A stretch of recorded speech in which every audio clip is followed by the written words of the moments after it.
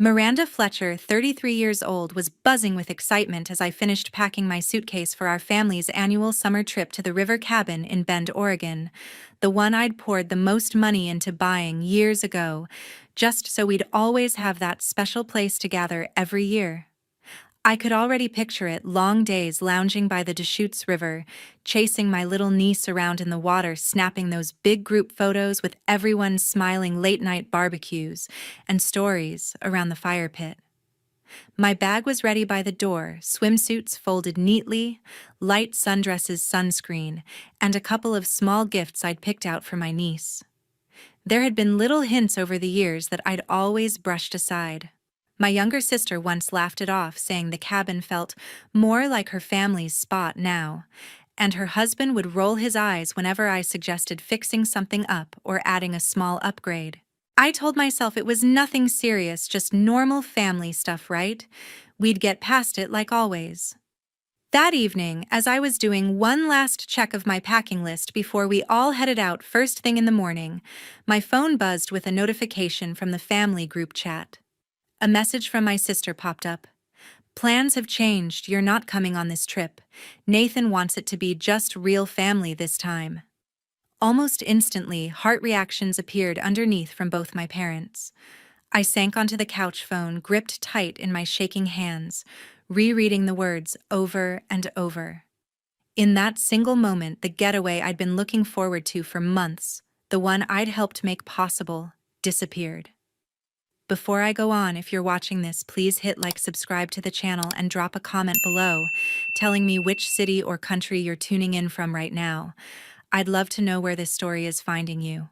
The next morning, I sat at my home desk with a cup of coffee that had gone cold hours ago, my eyes stinging from lack of sleep as I stared at the blank screen in front of me. I kept trying to talk myself down, wondering if I was being too sensitive. Maybe Brooke was just having a rough day with Nathan, and my parents' heart reactions were one of those mindless things people do when scrolling quickly. I refreshed the group chat one more time, hoping for some clarification, and oops, or a private message explaining it away. Instead, the conversation had moved on without me.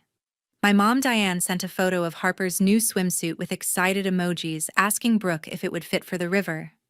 Everyone replied with enthusiasm, plans for packing snacks, who was bringing the grill tools. Not one mention of the message from last night, not one question about how I was feeling. That casual shift, like I'd never been part of the plans to begin with, hit harder than the original text. Every attempt to rationalize it fell apart. This wasn't a mix-up. It was acceptance. My thoughts drifted to specific times I'd gone out of my way for them, not to pat myself on the back, but to see the pattern I'd missed. One stood out clearly: the purchase of the river cabin itself. I'd been the one pushing for it after a few rented vacations showed how much we all loved the area.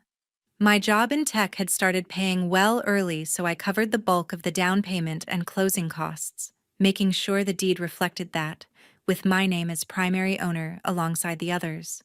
Nathan had grumbled quietly about the expense, saying we could have found something cheaper, but I figured he was just being practical.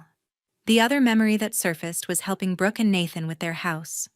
They'd been underwater on the mortgage after some unexpected repairs shortly after marrying, so I stepped in with a substantial payment to bring them current.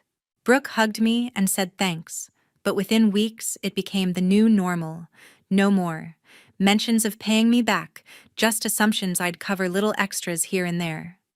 Seeing those moments connected now made the exclusion feel like the natural endpoint of years being viewed as the reliable one, the one who fixed things without needing much in return. I took a deep breath and dialed Patrick Sullivan, the attorney who'd drawn up the cabin documents when we bought it.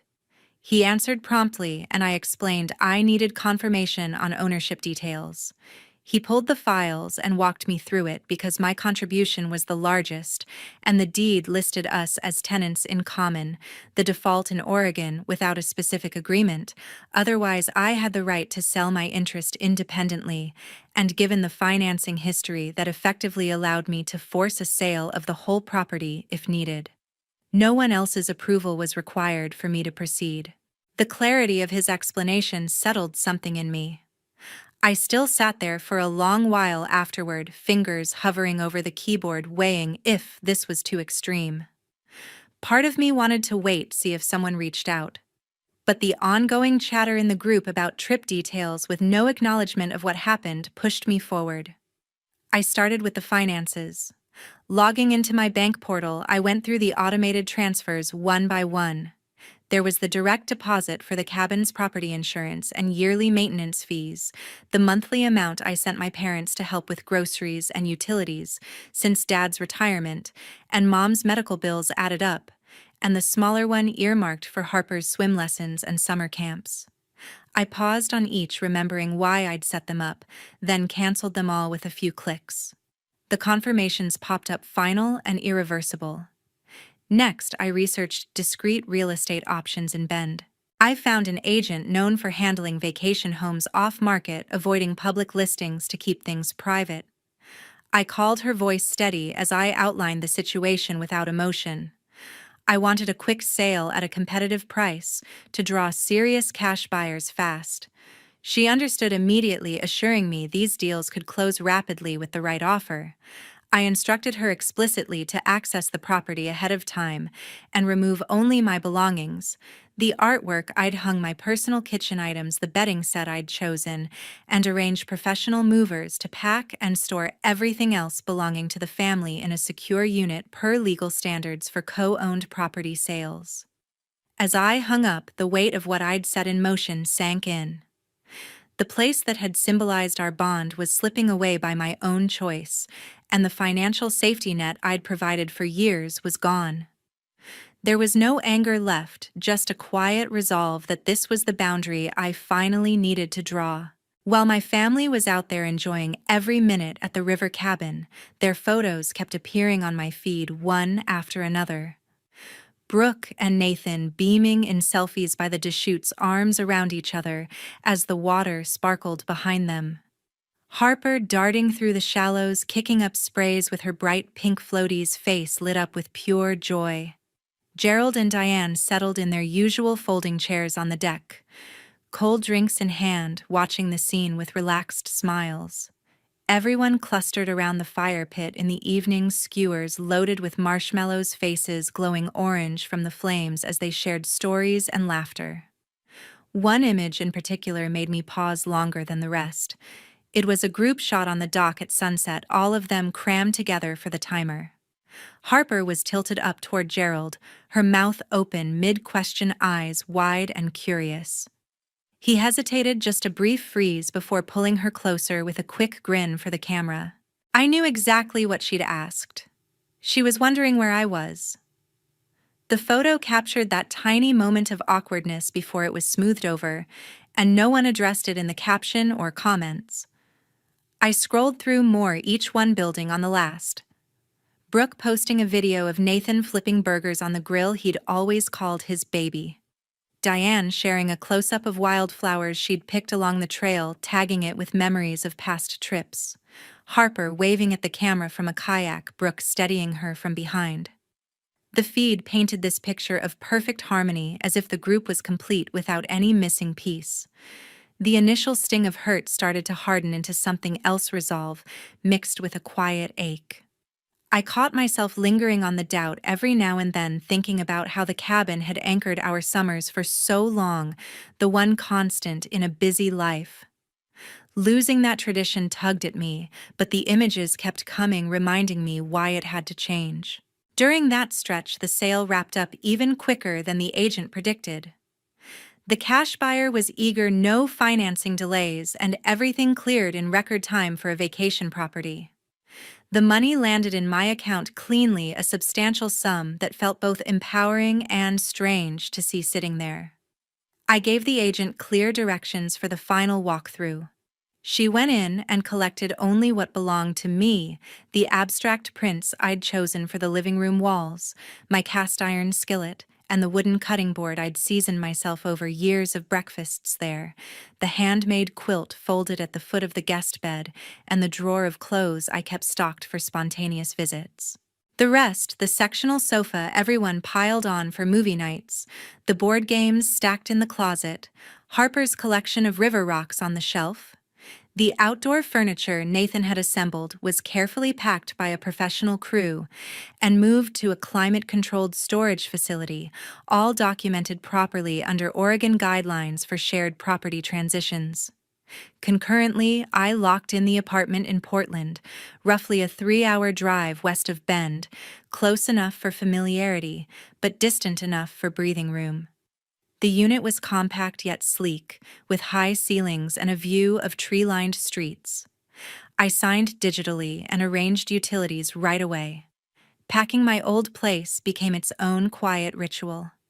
I sorted through closets and shelves, deciding what fit the new chapter. When I reached the bookshelf, an old framed photo caught my eye, the one from a previous summer, all of us lined up on the dock at golden hour, Harper perched on my shoulders, giggling as she pointed at a passing eagle.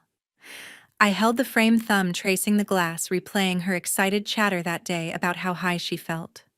My hand hovered, tempted to slip it into the keep pile. After a long pause, I placed it in the donate box instead, sealing it without another glance. The relief came slowly, layered with genuine loss as I let go of those ties piece by piece. The new apartment started empty but filled quickly with choices that were entirely mine. I arranged the furniture for optimal light, hung my prints where they caught the morning sun, stocked the kitchen with tools that suited my cooking style alone. Standing in the quiet space that evening, unpacking the last box, I realized the cabin's absence was real. Now no more default destination, no more automatic role to fill. When my family headed back from their river getaway, Brooke and Nathan took the lead car up to Bend, with Harper chatting excitedly in the back seat about showing off her collected rocks. They planned the usual routine: unload the cooler, sweep out sand from the floor's air out the rooms before locking up for the off-season. Nathan parked in the familiar spot, grabbing the keys with a casual toss to Brooke as they stepped onto the porch. The key slid in, but wouldn't turn. He frowned, trying the spare from the hiding spot under the planter, same issue. Brooke peered closer and spotted the sealed envelope taped securely to the door frame, bearing the embossed letterhead of Patrick Sullivan's law firm.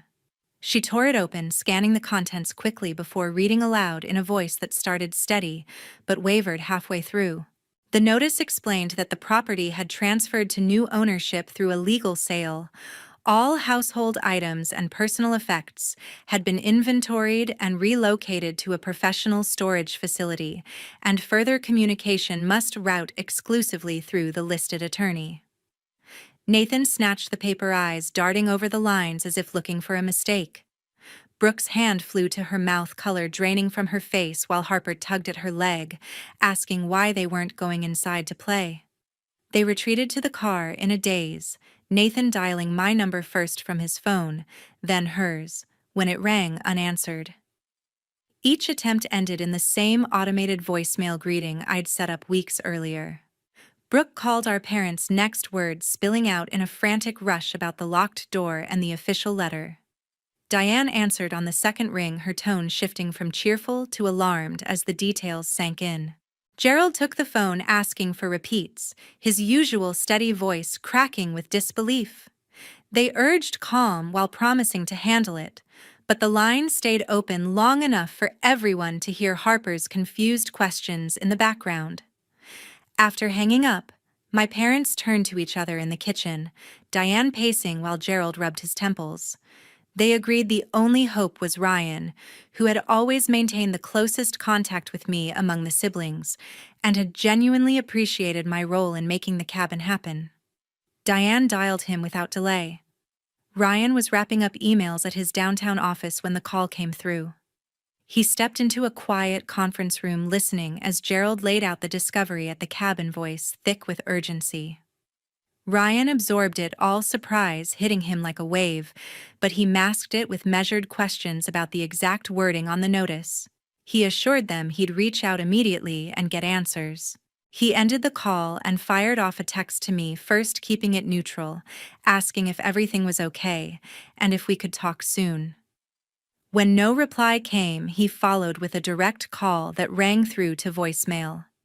The weight stretched as he stared at his screen memories surfacing of how I'd shouldered the biggest financial load for the place while he was still in grad school, and how he'd pulled me aside at the closing to say thanks in a way no one else did. Later that day, when I finally saw the missed notifications, I read his messages carefully. They were thoughtful, not demanding, which made responding harder. I waited for a while, knowing direct contact would open the door to more pain. Instead, I drafted a concise reply and forwarded it to Patrick for official delivery. All actions taken are fully legal, and I'm establishing firm boundaries to shield myself from further emotional harm. Ryan received the forwarded message shortly after. He read it twice in the parking garage after work, the words landing with finality. He called Gerald and Diane back first, repeating it verbatim, then conferenced in Brooke when she insisted. The discussions dragged on into the evening, voices overlapping with shock, turning to anger, debates about what went wrong. Fingers pointed at the exclusion decision, regrets voiced too late. All of it echoing in circles without resolution, since the one person they blamed wasn't part of the conversation anymore. Once the official paperwork from Patrick landed in their mailboxes, my family moved quickly to retain their own lawyer and launch a lawsuit against me. The complaint alleged improper seizure of joint family assets, seeking to overturn the cabin sale entirely and secure compensation for what they called irreparable loss of access and sentimental value. I opened the summons at my Portland kitchen table, the pages crisp and formal under the overhead light. The language twisted facts into a narrative of deception on my part, suggesting I'd exploited a family trust for personal gain, disregarding years of shared enjoyment. During the initial hearings and evidence exchanges coordinated through Patrick, I remained collected, forwarding every relevant document without hesitation. He organized them meticulously, original bank transfers, showing my substantial down payment and ongoing contributions. The deed listing me as primary under tenants in common, the standard in Oregon absent any contrary agreement, and closing statements confirming no hidden clauses or promises existed. The sale had adhered strictly to state statutes, with full disclosure to all titled parties via recorded notice. While the court schedule stretched out with motions and responses, the backlash from Gerald, Diane, and Brooke escalated in the leftover family group chat. My father posted lengthy paragraphs about shattered unity, how one decision had erased decades of tradition. My mother added emotional appeals describing sleepless nights and questioning how I could turn my back on blood. Brooke's messages were more pointed, labeling me self-centered for prioritizing finances over relationships and destroying something irreplaceable for everyone else. Brooke escalated beyond the chat with a detailed post on her personal social media page. She crafted it to evoke sympathy, claiming I'd once casually mentioned leaving the cabin to Harper someday as part of family legacy planning, a conversation that never took place in any form. She phrased it as a broken promise to an innocent child, wondering aloud how someone could be so unforgiving over a simple misunderstanding. The post gained traction fast, mutual friends liking and sharing, some commenting publicly about disappointment, others sending me direct questions assuming the story was accurate. I viewed the notifications as they rolled in, but stayed completely silent across all channels, public feeds, or private inboxes alike. No clarifications to cousins who messaged confused, no reactions to comments from old acquaintances. Engaging would only prolong the distortion, and I'd committed to ending that pattern. The sole connection I preserved was indirect care for Harper. I continued selecting and mailing packages for her milestones, birthday and spring, with age-appropriate building sets that encouraged creativity, Christmas with beautifully illustrated storybooks featuring strong young characters. I wrapped them carefully, addressed only to her, shipped anonymously through regular post, so they arrived without traceable sender details or notes that might complicate things. Legal proceedings continued methodically. Patrick handled depositions where I answered straightforwardly about financial records and intent, while the opposing counsel probed for evidence of bad faith that simply wasn't there. Discovery requests came and went, each one reinforcing the strength of my position based on documented contributions and lack of any binding family pact. The ongoing criticism weighed heavier some days than others. I'd mute the chat entirely for stretches, focusing instead on settling into Portland routines, morning runs along the Willamette weekend markets for fresh produce, work calls that demanded full attention. The accusations still found ways to reach me through screenshots forwarded by well-meaning distant relatives, but I let them pass unread after the first glance. Brooke's post lingered, online comments accumulating with virtual hugs and outrage on her behalf. A few people I hadn't spoken to in years messaged asking for my side, but I left them unanswered, knowing any response would fuel more public debate. The quiet I maintained wasn't effortless. It required deliberate choice each time a notification appeared, but it created space I hadn't realized I needed. Patrick updated me regularly on progress, confident the case lacked merit given Oregon precedents favoring clear title holders in undivided interest properties. I prepared mentally for whatever timeline the court set, trusting the facts would speak louder than the emotional narrative being spun elsewhere. Through the waiting period, I sent Harper's next gift early, a puzzle set with nature scenes matching the river area she loved, timing it to arrive just after her school break started. The ritual grounded me, a small act of consistency amid everything else shifting. Nathan's layoff hit during a company-wide restructuring, catching everyone off guard at the worst possible moment in an already shaky economy. Losing his reliable paycheck flipped Brooke's household upside down almost overnight. The mortgage became a monthly mountain, regular bills like groceries and utilities turned into constant worries, and the small cushion they'd had for unexpected expenses disappeared completely. Brooke searched through old contacts and found a new number for me via a shared friend. One evening, she sent a long, detailed message laying out their reality: the stack of overdue notices on the counter, the night spent calculating how to stretch what little was left, the guilt over cutting Harper's after-school programs just to make ends meet. She asked for help one last time, describing it as a bridge to get them through until Nathan secured something solid again. I read every word on my phone, sitting in the quiet of my apartment, the familiar pull of old habits tugging at me. The request brought back echoes of countless times I'd stepped in before, only to see the assistance become background noise. I took my time thinking it over, then typed a brief response and routed it through Patrick for formal delivery. No more financial support would be available. Ryan learned the depth of the situation from Gerald and Diane on one of their regular check-in calls. My parents described how the pressure was affecting their routines. Diane dealing with elevated blood pressure readings again, Gerald putting off doctor appointments to avoid the cost, and how the uncertainty hung over everything. Ryan absorbed it all, the concern in their voices staying with him long after the call ended, until he booked a drive to Portland for an in-person conversation. He proposed the coffee shop we'd frequented years earlier, the one with the large windows and comfortable booths. I accepted, interested to hear his approach face to face. We ordered drinks and claimed a table near the back.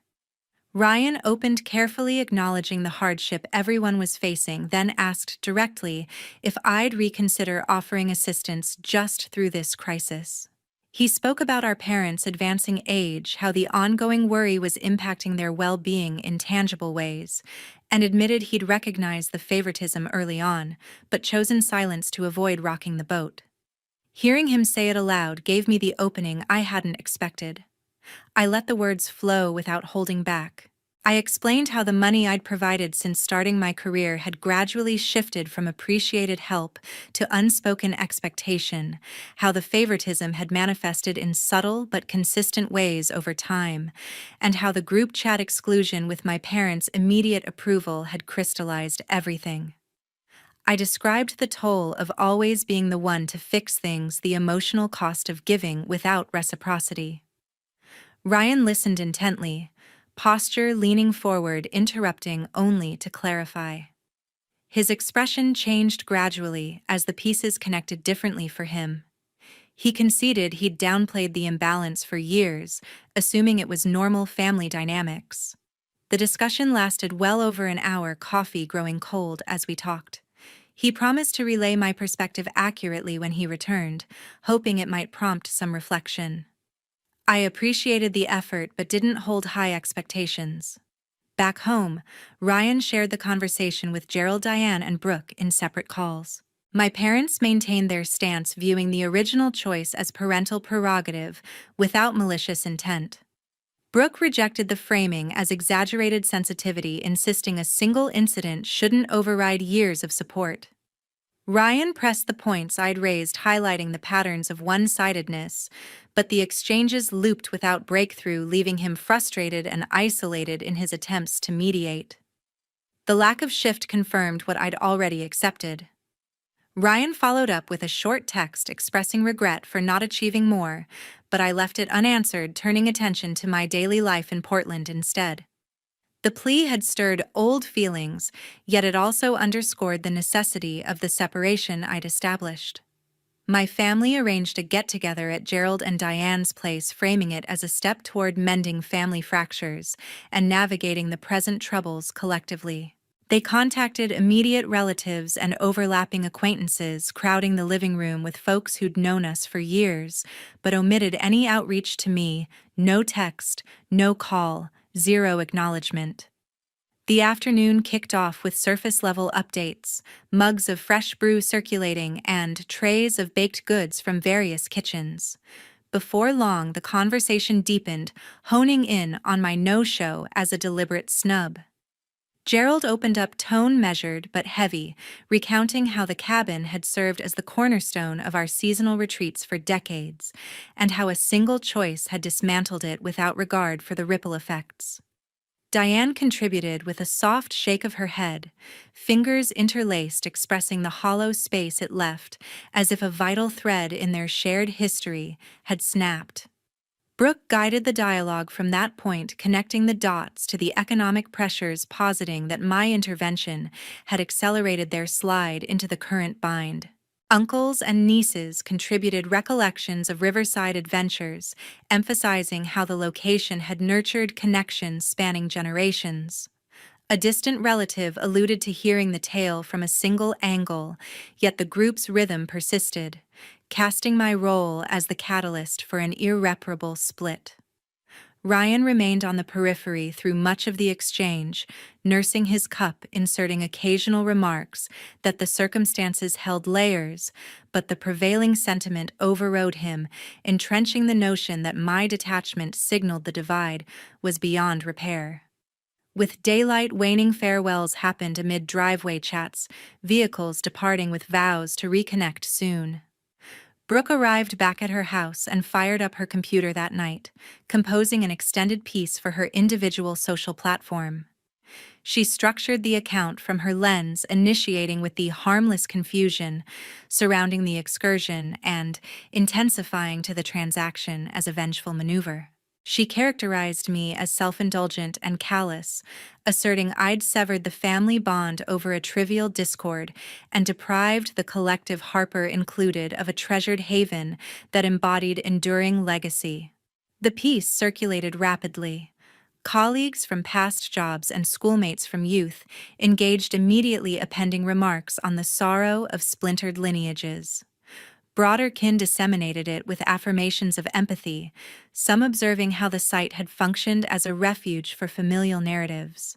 The response area swelled with reflections on mutual deprivation, digital encouragement flowing toward Brooke's narrative. I encountered it through a dormant profile tied to a leisure network I'd neglected to exit. The preview pulled me in, and I expanded it completely. I took in the entry paragraph by paragraph, followed by the accumulating endorsements, a tightness building in my throat as the portrayal veered even farther from fact. Ryan's identifier surfaced in several retorts, providing tempered assertions that nuance existed, but they submerged beneath the surge of alignment.